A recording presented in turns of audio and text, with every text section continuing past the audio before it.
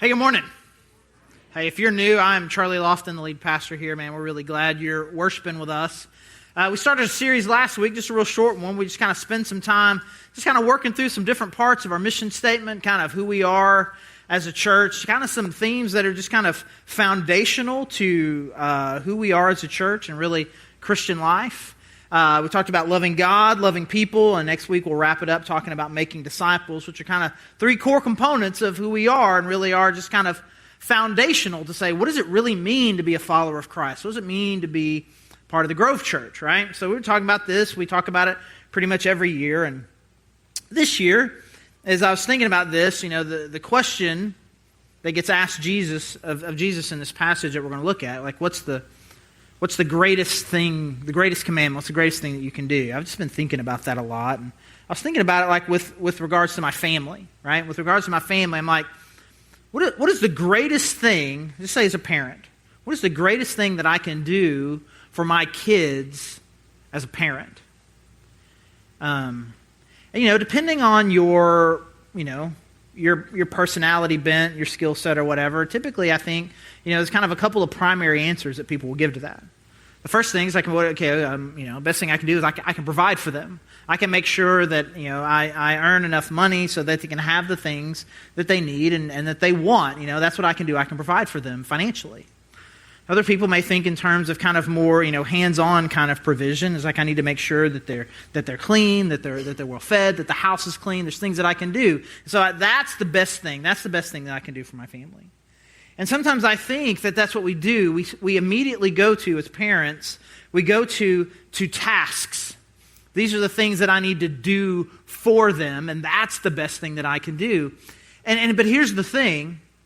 As let's just imagine, you know, so you get that into your head. Provision is the best thing that I can do. Provision is the best thing that I can do. And so you end up working more hours, and when you are there, you come back more stressed, and you get less great connection with your kids.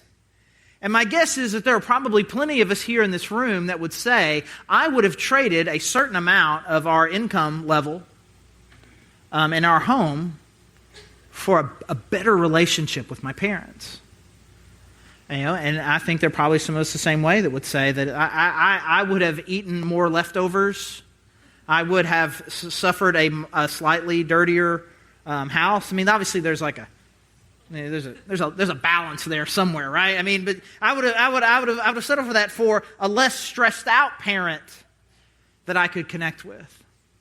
Because the reality of it is, the best thing that you can do, regardless of your role in the family, parent, kid, sibling, husband, wife, whatever, the best thing that you can do is love your family. To have good, healthy relationships with them. Because much deeper than we are physical beings that need provision and shelter, we are relational beings who crave and desire deep, intimate relationships. And so then it makes sense.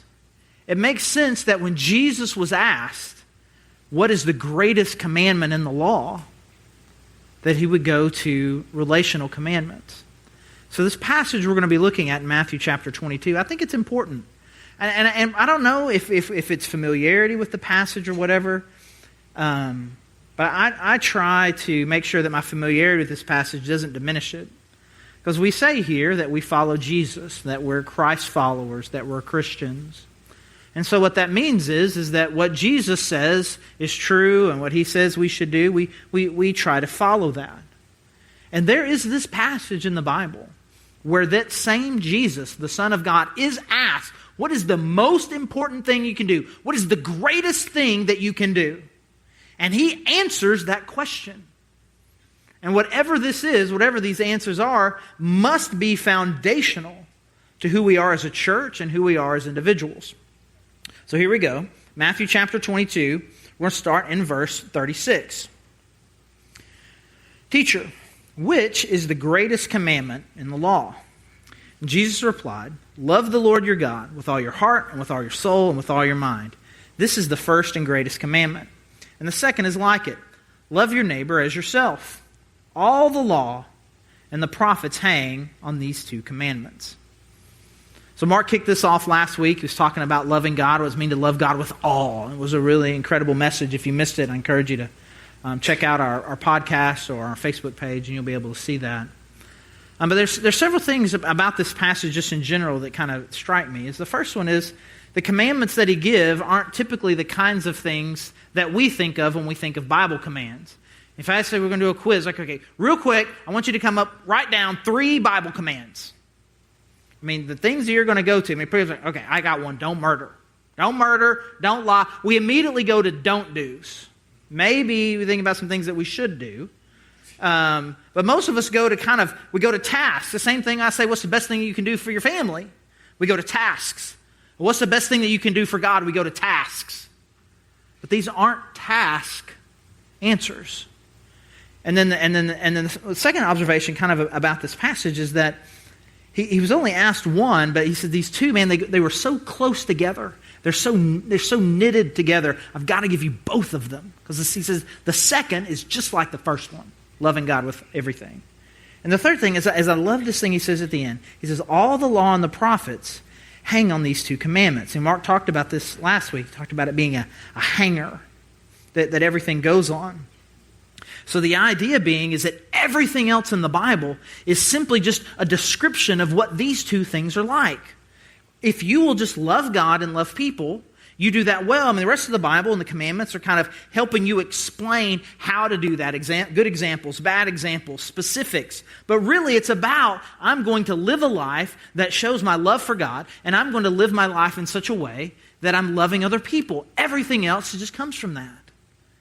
And so when we focus on the tasks, even if they're the right tasks, but we miss out on this, we're missing out on the most important thing. But if we can focus well on these 2 things, loving God and loving others, and she says everything else just kind of just flows out of that. And so, again, Mark talked about loving God, and today we're talking about loving your neighbor as yourself. And, if all that Jesus was trying to communicate, hey, you need to love God and you need to love other people. He could have said that any number of ways. But, in the loving God, he talks about all, just jumps out at you. And in loving others, he could have said, hey, you need to love other people fully. You need to love people deeply. You need to serve people. He could have said any number of things to communicate the same basic idea. But what he said was, you need to love your neighbor as yourself. You need to love your neighbor the same way that you love you. And this hit me just kind of several years ago, that we just kind of skip past that part and just think, okay, you need to love people. Let's talk about what love means. But I think there's something to this idea of thinking through, okay, what would it really mean for me to love somebody the way that I love myself? And so that's kind of the question we're going to ask here today. How do I love someone like I love myself? How do I do that? What does that really mean? And for us, we're going to have to kind of think a little bit about it. What does it really mean when I say that I love myself? Now, some people, you hear that, it's like, you need to love people the way you love myself. And people are like, sweet, I don't like me at all, so I'm kind of off the hook. I don't like me, I think I'm kind of a jerk. I think people are jerks, and so I'm coming even. I mean, you could give me a high bar, but since I don't love me that much, it's a pretty low bar. I'm just going to, say ugly things about you, the same things I say about myself. And then you feel like you win. But you can't get out of it that way. You can't get out of it the way. Though I do get that. I do get that basic idea. I mean, there's no greater critic of me than me. No one calls me worse names than I call myself. No one criticizes and critiques the things that I do and say more harshly than me. It would be impossible. Cumulatively, I don't think all the people in the world could do that. So I get that concept, but it's not the same. It's not the same for me to say that there are times I don't like myself. There are times that I wish I were better and I feel disappointed or whatever. And to say that I don't truly and really kind of deeply, fully love myself. Because let's be honest, I really do. I love me a lot. I know I'm for the most part pretty sober-minded about my strengths and weaknesses, but I love me.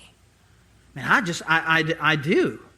And I don't need any help in that either, right? So we have a week, last week, hey, reminder, you need to love God, and this is what it looks like. This week, hey, right, reminder, we need to love people, and this is what it looks like. We don't ever have to do the other one, guys. You need to make sure that you love you. We don't have to do that because it is instinctive. We may not be very good at it sometimes, but it's very instinctive. I want to love me, and I do love me. I'm my favorite person. It's the person I spend the most time with. It's the person I think about the most. I mean, there's just all these things that are true, right? But there's some ways that I think that if we can kind of dive deep into some of the ideas of what it really means about how we love ourselves. How do we love ourselves? Because if we can think about that, how I love me, and what would it look like if I took the same approach to the way that I think about and care for me, and I gave those things to other people. I think that would give us a great picture of what I believe that Jesus is calling us to. So we're going to look at kind of a couple things here. And the first one is this: how do I love someone the way that I love myself? So the first thing we'll say is that I always act in what I believe is my own best interest. I always do. Now, I'm not going to say, and maybe I should have been more precise with the wording on the slide, right? It's not that everything that I do is in my best interest, but when I do it, I believe that it is. I always think this is the thing that's best for me. On my worst days, I think about what is the thing I most want to do. And, those are my worst days. On my best days, I think what is best for me. But I'm always doing the thing that I feel like I should do, right? And so if I have two choices, like, well, this one actually will be really good for me. This one actually will be harmful for me. I'm going to choose the one that's good for me every time. I mean, I may ultimately be wrong and be like, dummy, that was the wrong one. And then I get into myself in the name calling, and I think that I don't like myself that much, and then I think, anyways. But the reality of it is that I always do what I think is in my own best interest. Sometimes I'm wrong, but that's what I do. What would it look like if the people that God had placed around you, you were thinking proactively, what is the best thing that I could do for them? God puts this person in your life, whether it's a family, a friend, someone that you work with, someone you go to school with, or a random person that you have an encounter with. And you think, what do I need to do in this situation? Well, I need to do the thing that is in their best interest. Not what's in my best interest, but what's in their best interest. What would that even look like? And it's actually kind of weird to even think about. It's so instinctive for us to think in every situation, what's in this for me? What's good for me? How does this help me? What do I want? What do I need? What am I going to do? What would it look like to think the opposite and say, okay, I'm in this relationship with this person. What do they need? What is the best for them? And to act that way. Because here's the thing that I'm afraid of. What I'm afraid of is I think that most of us are kind of living life as if we're in the Truman Show.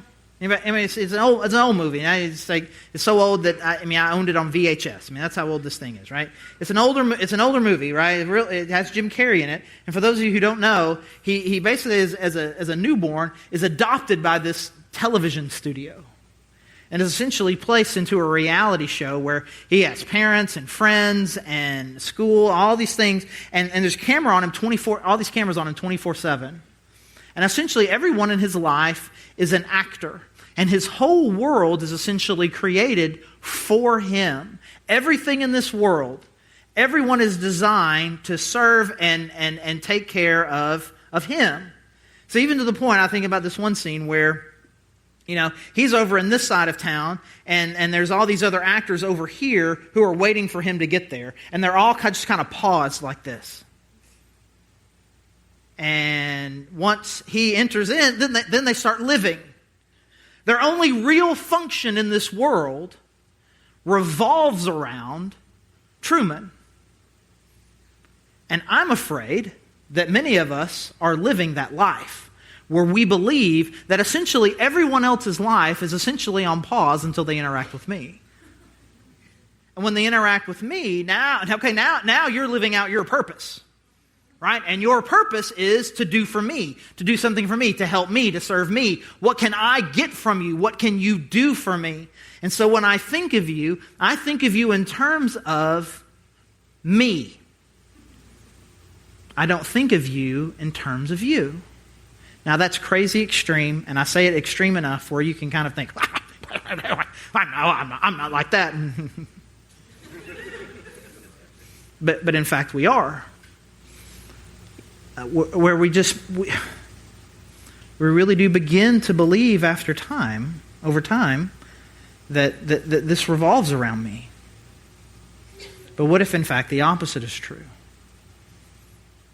What if you're one of the actors in everyone else's Truman Show?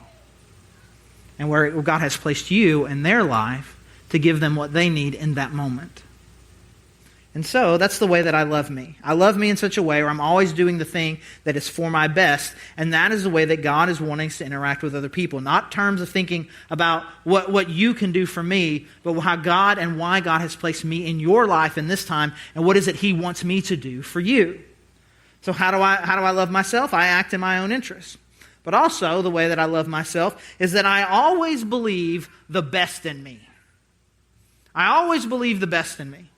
So let's just be clear about something. There is no one in this world who has hurt me more than me. Right?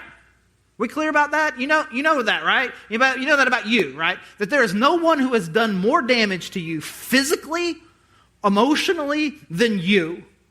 You are a product of your own worst decisions. I don't think that cumulatively all the other people in the world have done more damage to me than I've done to me. I mean, no one has. I hurt myself. I do stupid things. In fact, there was this time in my life where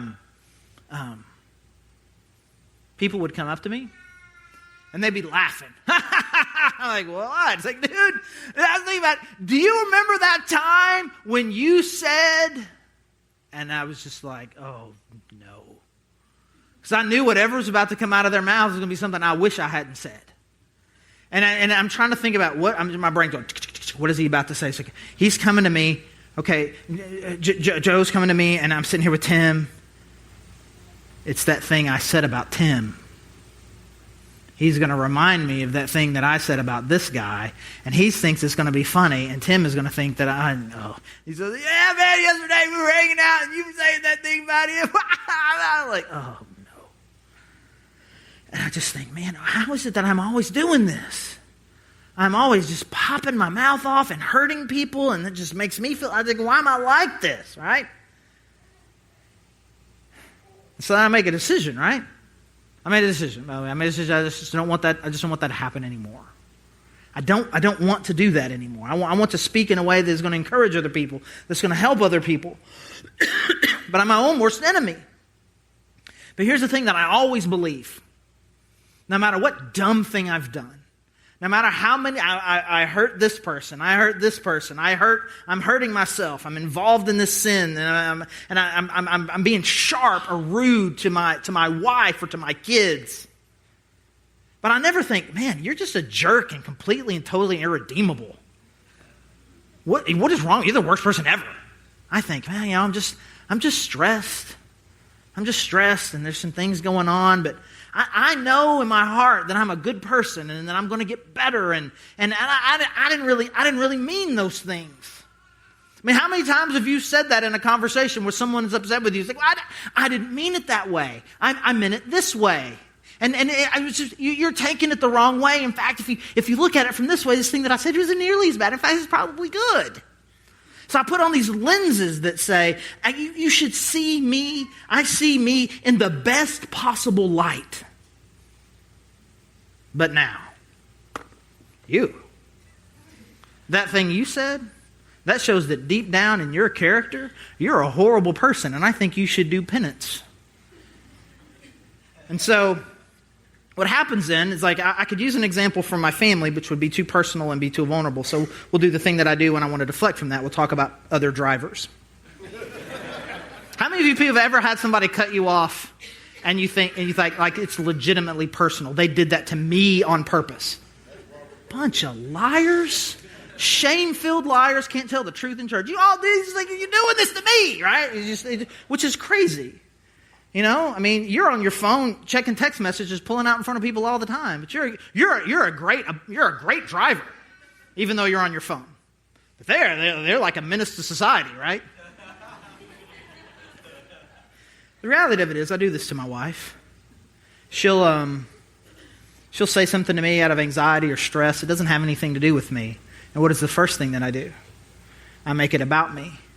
I haven't even done anything to you, and you're sitting here talking to me this way. Why would you even talk to me this way? What is wrong with you? Is there something wrong? Did I do something? Just all these I things. I mean, what kind of person would even talk to someone this way? I haven't even done anything to you, and you're talking to me this way. I do the same thing to her. It's like, oh, it doesn't have anything to do with you. I was just stressed at work, and I'm sorry. So she's terrible, and I'm fine. And so what she does this thing to hurt me, and I view it as like, well, this is personal, or she's vindictive, and so then I do the thing that I do, which is I begin to pout and passive-aggressively punish her for some period of time. That'll show her. I'm just going to sit on my chair and look at my iPad till she realizes who she really has hurt. What does she really need from me? Well, she's hurt and she's stressed and there's a lot going on in her heart and life. And maybe I don't even know the thing that happened to her today that has led her to kind of come home this way. And what she needs is love and encouragement and a voice and a platform to talk about what's going on with her life. And I see her through the lenses of an awesome person who needs love rather than a bad person who's out to get me. And the reality of it is I have these lenses on me all the time. I'm an awesome person who makes mistakes.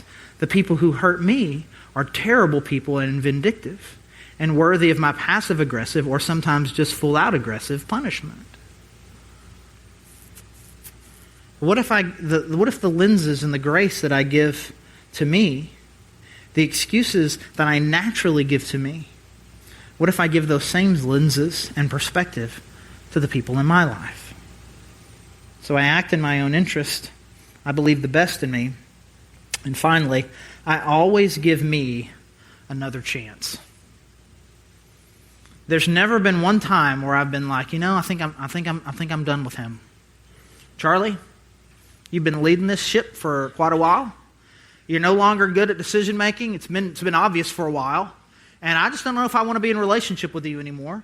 And clearly, at a minimum, I'm not going to let you make decisions. So here what we're going to do is we're going to buy a magic 8-ball. And all of our decisions now, we're just going to shake the little thing, and that's what we're going to decide because I'm done with you. You're an idiot, and you're not redeemable, and you're never going to get it, ever. Now, every mistake that I make, every sin that I get involved in, every bit of damage that I do to myself, I always come back around and I say, all right, buddy, we'll do it better next time. Learn from that, get better, get healthier, understand, and do better. Always another chance. Always. Always believe the best. Always give me another chance. Let's just be honest. Forgiveness is hard. It's hard. Giving somebody a second chance is hard. Giving somebody a third chance, it's exponentially worse. It's not easy to do, except when you're showing love to you. Then suddenly it's easy. And if we could take that same grace and love and compassion that we give to ourselves and give it to someone else. And I'm not going to continue to hold these grudges against you. Now, I want to make sure I'm clear about something because I talk about forgiveness and I talk about it in what I would say are fairly extreme or intense ways, and I don't ever want to get confused. Really, at this point, I'm really talking about these kind of mandatory relationships that you have in your life, your spouse, your family, your closest friends, right? I mean, there's no point in which you can say, I don't want you to be my daughter anymore. I don't want you to be my wife anymore. You can't really do that. But there are some optional relationships in your life where I would encourage you to forgive, but it doesn't mean that you don't move on. So, because sometimes a really bad boyfriend can say something along the lines of, oh, I know I've hurt you, but I just want you to give me one more chance. God wants you to give me one more chance. Jesus said we got to give one more chance. I'm going to give you chances over there. Right? You don't have to keep that. So and we're trying to evaluate whether or not someone wants to be like an intimate partner or a best friend. We forgive, but that doesn't mean we don't kind of move them out a level and kind of in our circle, right? So sometimes this gets, we never want this to be justified for abuse of some kind. But the reality of it is that most of the unforgiveness that's happening in our heart does not rise to the level of physical or emotional abuse, but is really just about a very selfish approach to life that says hurting me rises to a different standard than me hurting me or me hurting you. But the reality is that God is calling us to have a perspective that says, I'm going to give people another chance. Because, there's some extreme things that Jesus said. Saying love your neighbor as yourself is a pretty extreme statement. Forgive others the way God has forgiven you is a pretty extreme statement. These are things that kind of call us to a really, really high bar. But the reality of it is, what Jesus said was, if we do these two things well, then everything else will flow out of this. It is the foundational piece of your life. It is the thing that will give you the most clarity of purpose. Even if I were to encourage you today, okay, guys, for this one message, I'm going to tell you to do something incredibly selfish, to act exclusively in your own interest. I would tell you to do the very same thing, because this is the thing that helps us be who we were designed to be and live life to the fullest. I am in a right relationship with my Creator who has given everything to me. And I'm living a life by design of what God has called me to do, which is to be in relationship and to be a servant of those around me. Because if we can figure out these two things, then all these other things that you come in here stressed about, you're probably, I wish we'd talk about this today. I wish we'd talk about this today. I'm worried about this. I'm worried about this. I don't know how to do this. I don't know how to do this. If you do those two things well, then what you'll find is that everything kind of hangs on those two. But we spend so much time stressed over here, worrying about these things, but I'm not getting my relationship with God right first.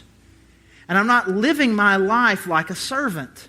It'd be amazing, right? How many of your selfish concerns would go away if you just thought a little bit differently about the people that God put in your life. They're not here for me, I'm here for them. So let's just spend some time just asking, thinking, praying. What would it take, God, for me to kind of just put on these different lenses and be able to love deeper and better? And so there's a couple of things, application points I would love to shoot at you. And it's the things that we talk about all the time.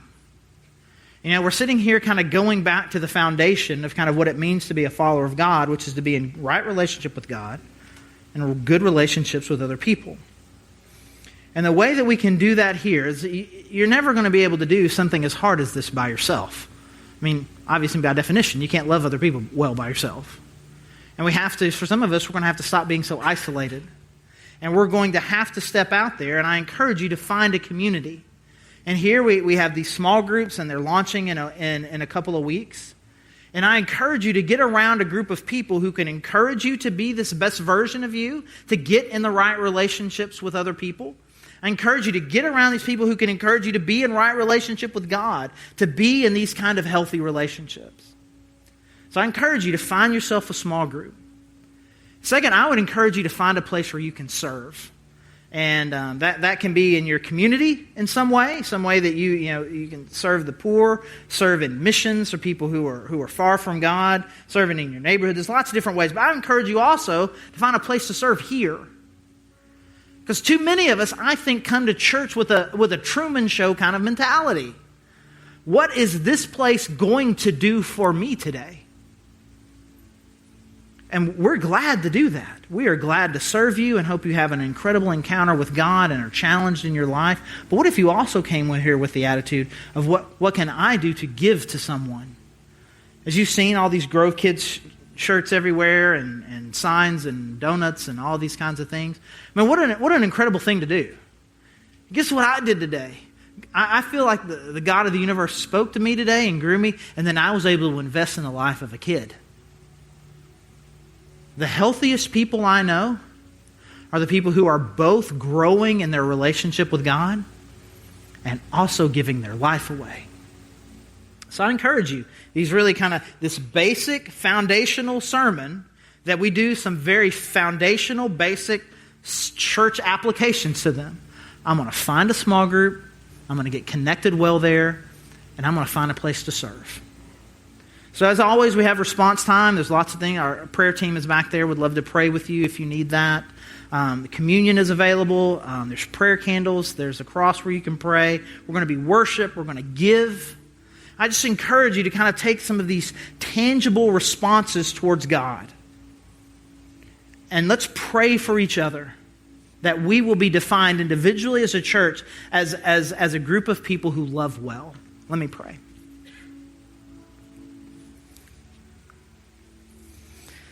God, I thank you. I thank you for bringing us here today. God, I thank you for your son Jesus and these incredible words. God, I thank you didn't leave us to try to figure it out on our own, what the greatest things that we can do are.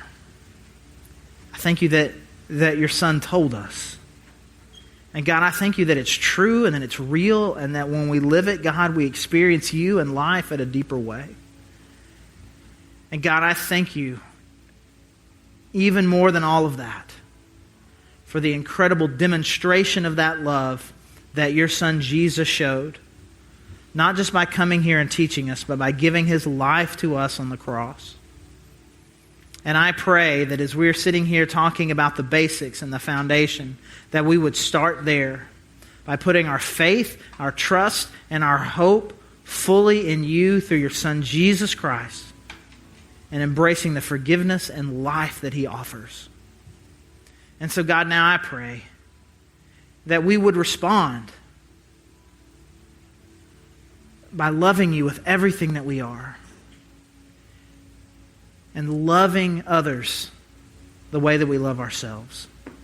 And God, we ask that your Spirit would give us guidance, the strength, and the power to do and be and become the men and women you have called us to be. And it's in your Son's name that we pray. Amen.